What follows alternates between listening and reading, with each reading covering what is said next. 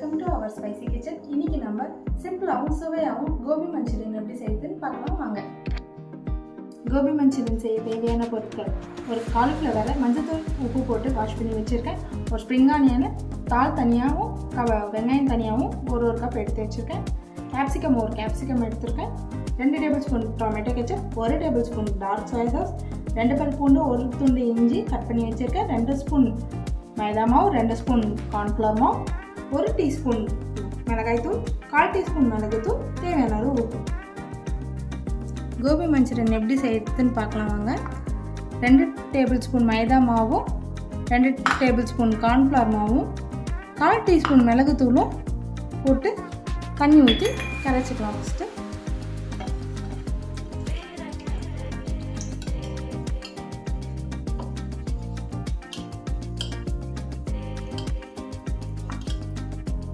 இப்போ நல்லா மிக்ஸ் பண்ணிட்டோம். நம்ம இந்த கன்சிஸ்டன்சியில் நீங்கள் நல்லா மிக்ஸ் பண்ணிக்கோங்க. இப்போ இதில் காலிஃப்ளவர் போட்டு ஆயிலில் நம்ம பொரிக்க போகிறோம். இந்த காலிஃப்ளவரை இந்த மாவில் நல்லா டிப் பண்ணிவிட்டு நல்லா சூடான எண்ணெயில் நம்ம பொரிக்க போகிறோம்.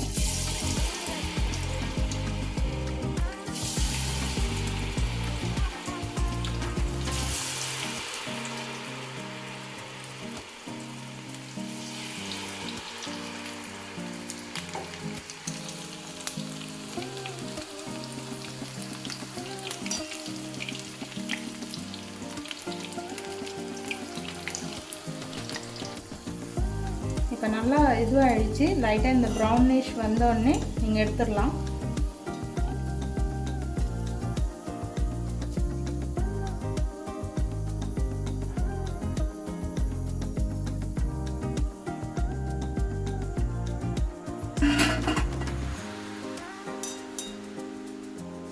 இப்போ பார்த்தீங்கன்னா கோபி ஃப்ரை பண்ணியாச்சு. இப்போ மஞ்சூரியன் பண்ணுறதுக்கு தேவையான சாஸ் நம்ம ரெடி பண்ண போகிறோம். ஃபஸ்ட்டு நம்ம கடாய் நல்லா சூடானோன்னு எண்ணெய் ஊற்றிக்கலாம்.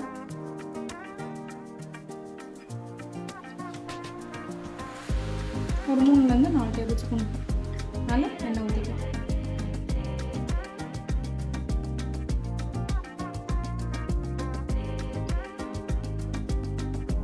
எண்ணெய் நல்லா சூடானதுக்கப்புறம் நம்ம நறுக்கி வச்ச பூண்டும் இஞ்சியும் போட்டுக்கலாம்.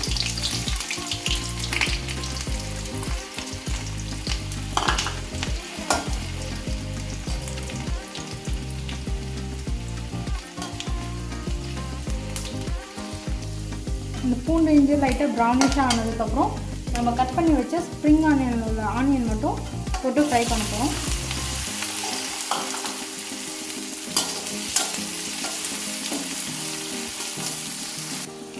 நல்லா ஆனியன் நல்லா வதங்கினதுக்கப்புறம் நம்ம கட் பண்ணி வச்ச குடமிளகா போட போகிறோம்.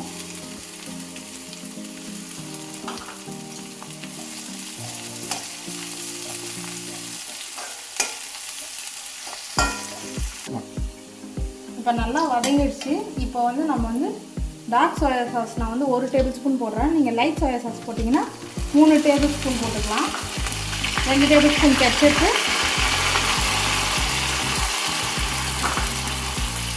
1 டீஸ்பூன் மிளகாய்த்தூள், 1/4 டீஸ்பூன் மிளகுத்தூள், தேவையான அளவு உப்பு போட்டுக்கோங்க.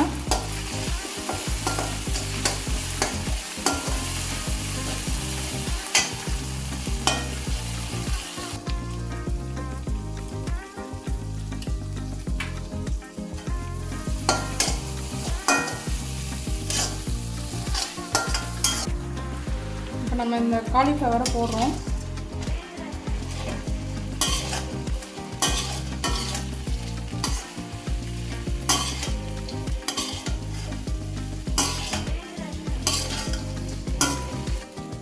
டார்க் சோயா சாஸ் ஊற்றினா இந்த கலரில் வரும். நீங்கள் லைட் சோயா சாஸ் ஊற்றினீங்கன்னா இன்னும் நல்லா கலராக வரும். இப்போ நல்லா இது ஃப்ரை ஆகிடுச்சு. ஹை ஃப்ளேமில் வச்சு ஃப்ரை பண்ணணும்.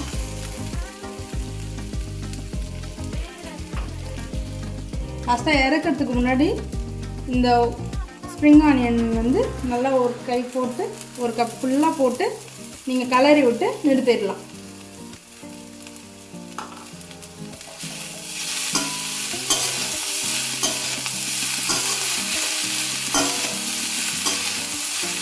இதை நம்ம ஸ்டவ் ஆஃப் பண்ணிக்கலாம். சுவையான கோபி மஞ்சூரியன் தயாராகிடுச்சு. இது வீட்டில் ட்ரை பண்ணிவிட்டு கமெண்ட் பண்ணுங்கள். உங்களுக்கு பிடிச்சிருந்தா லைக் பண்ணுங்கள், ஷேர் பண்ணுங்கள்.